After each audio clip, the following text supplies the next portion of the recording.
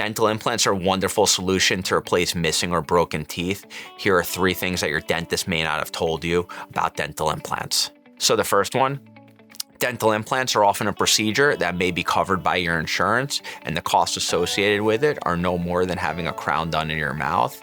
Very often, the costs are similar to many other dental procedures which you would have experienced to try and save that tooth. Number 2, what many people don't know about dental implants are dental implants are not a painful procedure as many people associate oral surgery procedures with. Dental implants are often found to be much less uncomfortable than having a single tooth extraction.